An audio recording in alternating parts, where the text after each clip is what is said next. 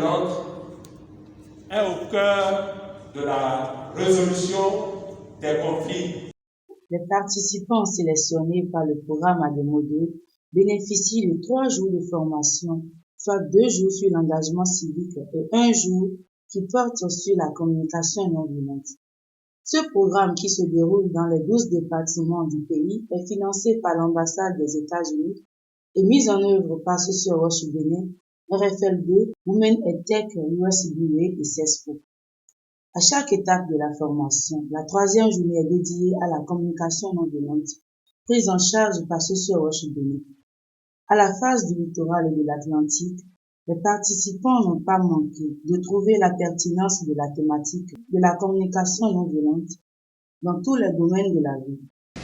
J'ai suivi la formation de ADEMO2 et aujourd'hui nous avons fait le module sur la communication non violente. Ce que j'ai retenu de ce module, c'est que la communication non violente, c'est cette communication qui nous apprend la bienséance en société. La communication non violente possède des composantes et au nombre de ces composantes, nous avons l'observance ou l'observation, nous avons le sentiment que l'on peut ressentir, nous avons le besoin qu'il faut exprimer et nous avons la demande.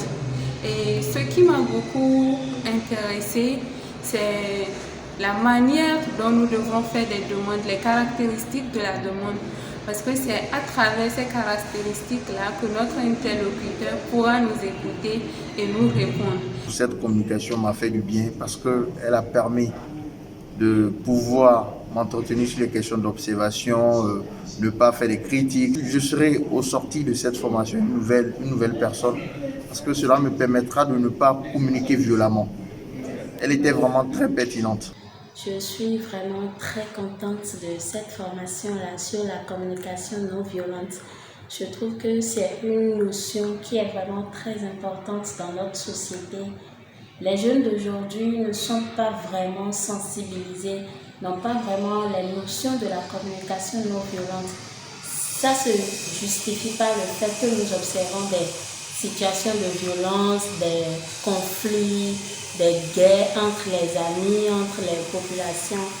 Donc cette formation-là est venue à point nommé. Je suis vraiment fière. J'ai noté beaucoup de choses sur la communication non violente.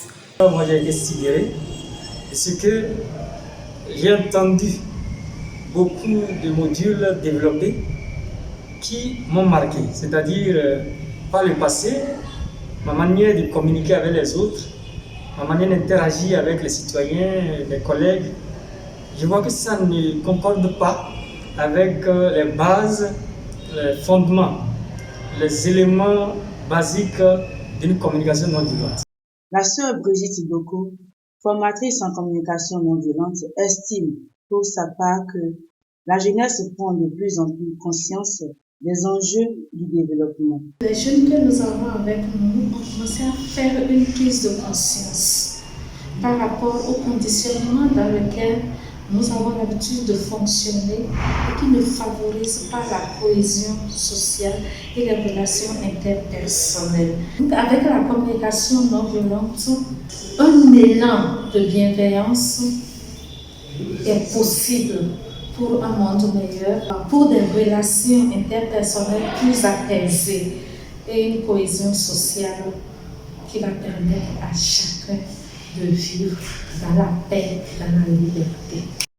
Des propositions ont été faites par certains participants pour élargir la formation à d'autres secteurs d'activité. Je voudrais, à la fin de mes observations, vu que la formation m'a fait du bien, lancer un appel à Socio-Roche qui a pris la peine au travers de tout ce qui a été donné pendant les 3 jours comme module, de nous entretenir sur la question de communication non violente, de pouvoir axer aussi cette formation vers les administrations.